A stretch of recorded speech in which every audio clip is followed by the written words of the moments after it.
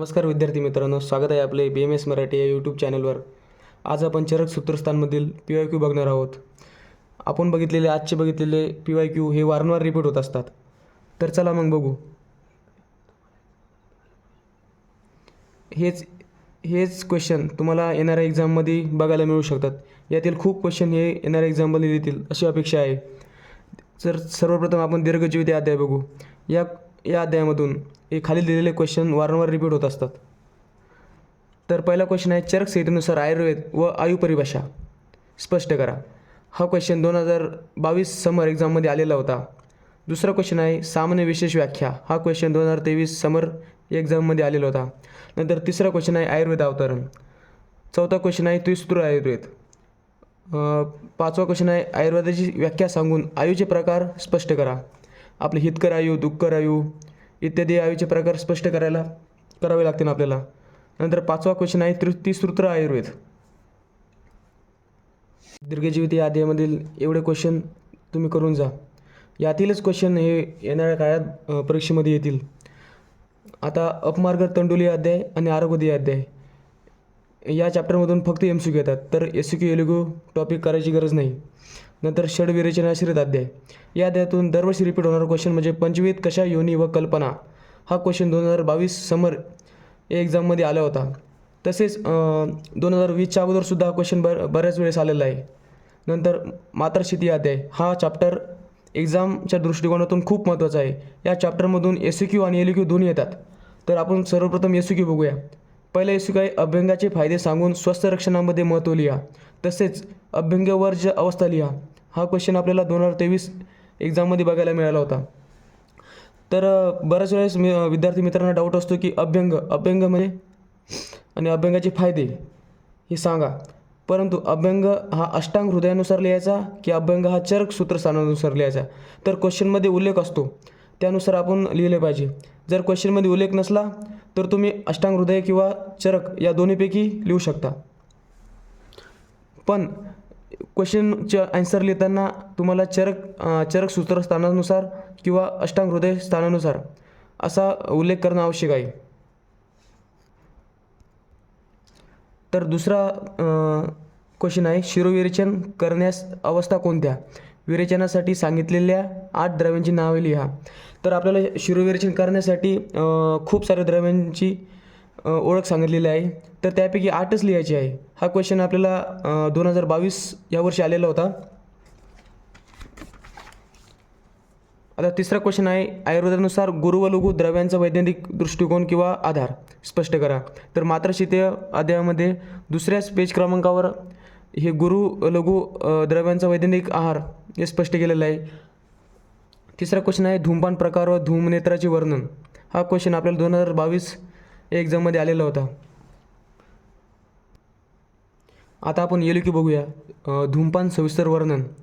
आता धूमपान LQ आल्यावर आपल्याला धूमपान विधी, धूमपानाचे प्रकार, धूमपानाचे फायदे, धूमनेत्र, अजून धूमपानासाठी वर्ज्य व्यक्ती, धूमपान येण्याचे चान्सेस जास्त असल्यामुळे तुम्हाला धूमपानाविषयी सर्व माहिती लिहिणे आवश्यक आहे. धूमपानाचा अतियोग केल्याने कोणते रोग होतात इत्यादीसुद्धा आपल्याला माहिती लिहिणे आवश्यक आहे. तशाच इथे या अध्यायामधील PY बघूया. तर सर्वात आधी LQ बघूया.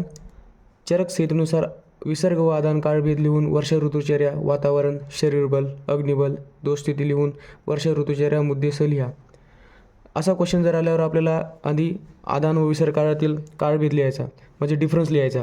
नंतर दिलेला ऋतू स्पष्ट करायचा. दुसरा LQ, आदान काळाचे वर्णन करून ग्रीष्म ऋतुचर्या वर्णन करा.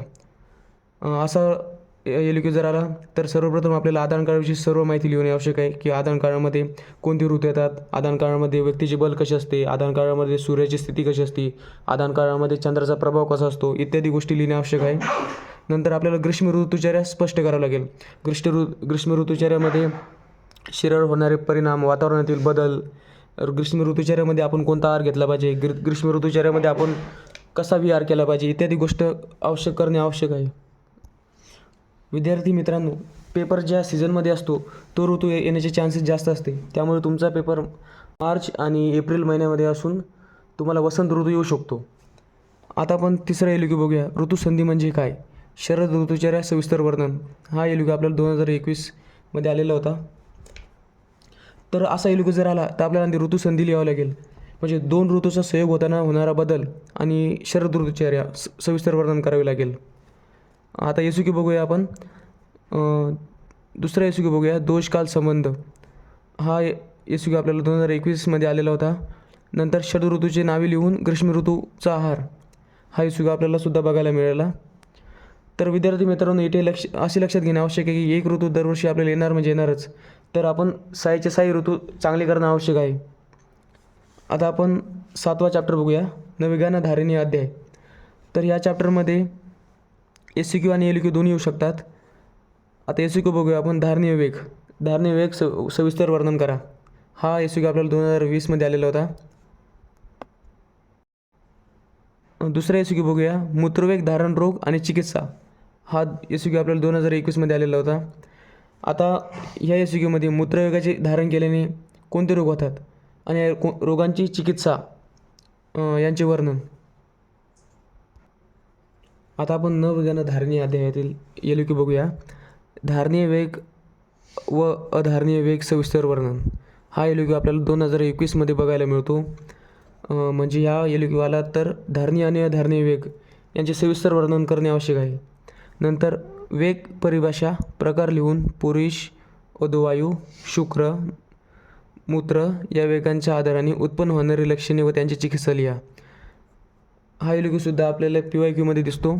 नंतर चरक संहितेनुसार धारणीय व अधारणीय वेगांची नावे लिहून मल, शौतू, मूत्र, छर्दी, शुक्र या वेगांचे धारण केल्यास उत्पन्न होणारी लक्षणे व त्यांची चिकित्सा. तर PYQचा ट्रेंड जर बघितला तर आपल्याला अधारणीय वेगांवर जास्त क्वेश्चन दिसतात. तर अधारणीय वेग चांगले करा. बहुतांश एलक्यू हा अधारणीय वेगावरच येतो. नंतर इंद्रियोपक्रमणीय अध्याय. आता या अध्यायावर एसक्यू आणि एलक्यू दोन्ही येऊ शकतो. एलक्यू सदवृत्तावर येऊ शकतो, तर एसक्यू इंद्रिय पंचपंचक व त्यांचे महत्त्व. हा एलक्यू दरवर्षी येण्याचे चान्सेस असतात. आता खड्डाक चतुष्पाद या अध्याय. यामध्ये एसक्यूमध्ये चिकित्साचे चतुष्पाद कोणते, प्रत्येकाची गुणधर्म लिहा.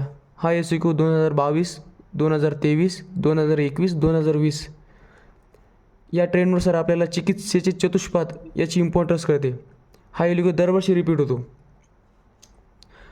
चिकित्सेचे चतुष्पाद हे एलक्यू आणि एसक्यू या दोन्ही फॉर्मॅटमध्ये येऊ शकतात. त्याच्यामुळे चिकित्सेचे चतुष्पाद यांचे श्लोकसुद्धा करणे गरजेचे आहे. नंतर 10वा अध्याय, महाचतुष्पाद अध्याय. या अध्यायातून सहसा एलक्यू येतो. साध्य असाध्यानुसार रोगांचे प्रकार लिहून सविस्तर वर्णन. असा एलक्यू जर आला तर आपल्याला सर्वप्रथम फ्लोचार्ट काढायचा. त्याच्यानंतर व्याधीचे साध्य असाध्य असे वर्गीकरण करायचे. नंतर त्याचे एक्सप्लेनेशन लिहायचे. हा एलक्यू आपल्याला 2023 आणि 2022 ह्या वर्षी आलेला होता. आता आपण त्रियशन या अध्याय बघूया. या अध्यायातून एसक्यू आणि एलक्यू दोन्ही येऊ शकतात. 2023मध्ये त्रिविध बल स्पष्ट करा असा एसक्यू आला होता. 2021मध्ये त्रियशना व त्यांचे महत्त्व हा एसक्यू आला होता. आता आपण एलक्यू बघूया, 7 त्रिकांचे वर्णन करा. म्हणजे याच्यामध्ये जेवढे ह्या चॅप्टरमध्ये 7 त्रिक दिलेले आहे, म्हणजे त्रिविध बल, त्रियशना असे 7 त्रिक दिलेले आहे. यांचे सविस्तर वर्णन करणे आवश्यक आहे. आता आपण वातकलालनी अध्याय हा अध्याय बघूया. या अध्यायामध्ये एसक्यू येतो. आता 2023मध्ये वातकलाल या अध्यायानुसार शामक चिकित्सा शरीरावर काय परिणाम करून वातदोषाचे शमन करते. आणि वातकलाल या अध्यायानुसार पित्तदोष व कफदोष कर्म. तर विद्यार्थी मित्रांनो, आपण आतापर्यंत जेवढे पण क्वेश्चन बघितलेले आहे तर हे मोस्ट इम्पॉर्टंट क्वेश्चन असतात. हे क्वेश्चन एक्झाममध्ये येण्याचे चान्सेस खूप जास्त आहे, कारण की हाच ट्रेंड दरवर्षी रिपीट होत असतो. त्यामुळे तुम्ही एवढं जरी केलं तरी तुमचा बराचसा सिलेबस कवर होईल. तर अशा प्रकारे आपण चरक सूत्रस्थानमधील PYQ आणि इम्पॉर्टंट क्वेश्चन बघितलेले आहेत. तर आपण पुढच्या लेक्चरमध्ये अष्टांग हृदय सूत्रस्थानातील PYQ आणि इम्पॉर्टंट क्वेश्चन बघणार आहोत. तुम्ही एवढे क्वेश्चन जरी केले तरी तुमचा अर्धा सिलेबस इटेच कव्हर होईल, तरी तुमच्या पासिंगसाठी मदत होईल. चला तर धन्यवाद.